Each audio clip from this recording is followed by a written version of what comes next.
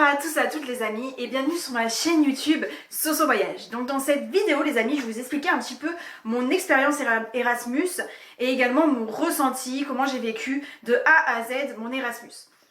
Donc pour commencer les amis, il faut savoir que vous pouvez partir en Erasmus soit en licence, soit en master. Donc vous pouvez partir sur une durée de 6 mois ou 1 an. Moi je suis partie par exemple 1 an en Espagne, à Madrid plus précisément. Et donc du coup, comment j'ai vécu ça, comment il faut faire les démarches, etc. Donc pour commencer, il faut savoir que pour pouvoir faire les démarches, il faut que vous alliez auprès de votre université française et donc que vous alliez demander les papiers, comment faire pour partir en Erasmus auprès des relations internationales. Ça, c'est la première chose qui est importante. Donc les démarches se font autour de décembre, donc ça c'est ce que je me souviens, et j'avais eu la réponse au mois de février de ma licence 2, lorsque j'étais en licence 2 et pour un départ au mois de septembre pour ma licence 3. Et donc du coup, lorsque vous faites les démarches, vous allez devoir remplir tout plein de papiers. Voilà, c'est relativement facile à construire. Et ensuite, au mois de février, vous allez avoir votre réponse définitive et l'endroit où vous allez être admis. Pour ceux et celles qui sont boursiers, eh ben, il est possible d'avoir une bourse. Donc c'est vraiment ouvert à tout le monde. Donc vous avez une bourse pour les étudiants qui sont non boursiers et pour les étudiants qui sont boursiers. Donc pour ceux qui sont boursiers, vous avez droit à 2 bourses, donc la bourse étudiante de base pour les boursiers et plus la bourse Erasmus qui est ouverte à ceux qui sont également non boursiers. Donc ça, vous allez voir auprès des relations internationales, ils vont vous aider pour faire la demande de bourse, c'est relativement facile et il n'y a pas trop de problèmes là-dessus, donc ça c'est bien sympa et c'est bien cool. Ensuite, au mois de mars, avril, moi je crois que j'avais passé un diplôme qui s'appelle le CLES, donc auprès de mon université. Et ça c'est pour un test de langue et pour savoir si vous êtes apte à pouvoir parler suffisamment bien la langue, enfin plus ou moins bien la langue, et pouvoir partir en Erasmus sans que vous ayez trop de soucis pour suivre les cours. Donc une fois que vous avez tout votre dossier qui est OK, que vous avez été accepté et que vous avez eu OK pour le niveau de langue, et bien vous pouvez préparer votre départ en Erasmus pour le mois de septembre.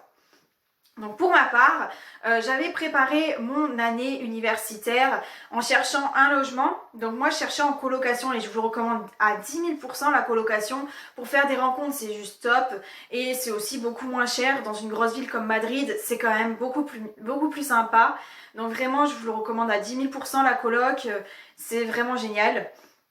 Ensuite j'avais également regardé un petit peu pour se déplacer dans la ville comment faire. C'est très simple à Madrid, c'est je pense comme partout dans les grandes villes, il y a les transports en commun partout et c'est très facile de se déplacer, donc j'ai aucun souci là-dessus.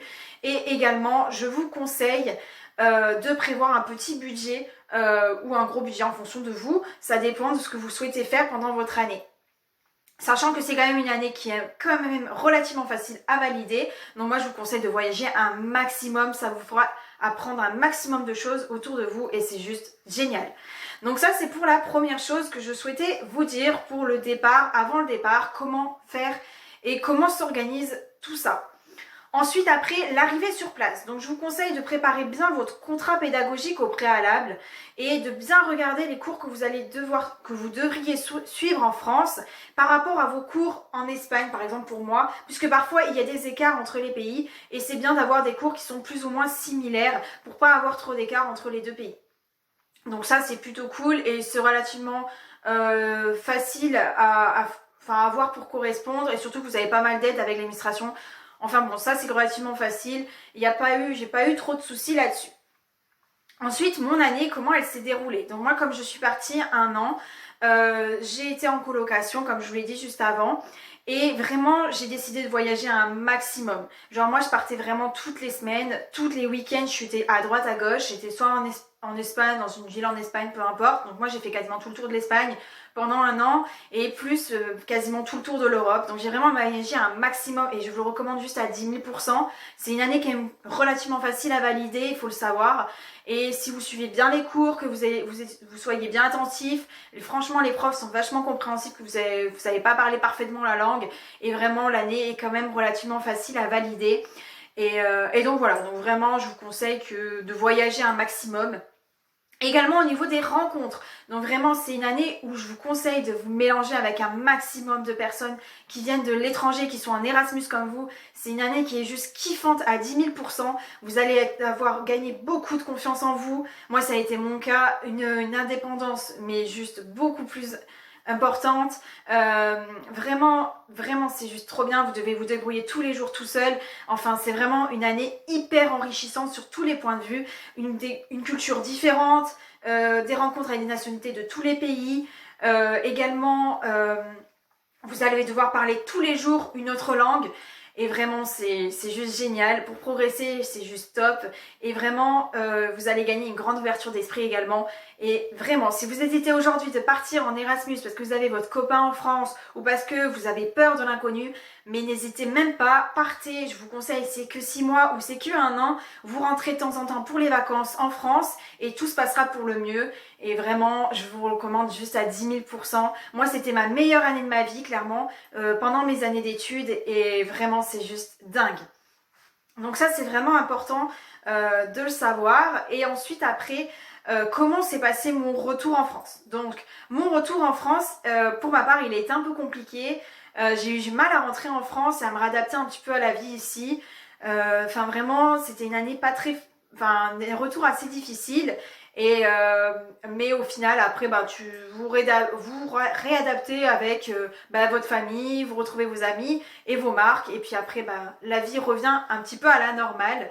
Mais quand même, c'est à l'heure d'aujourd'hui, je sais très bien que repartir à l'étranger, ça ne me posera plus aucun souci puisque je l'ai vécu et je sais à quoi m'attendre maintenant quand je devrais partir 1 an, voire 2 ans ou 3 ans à l'étranger.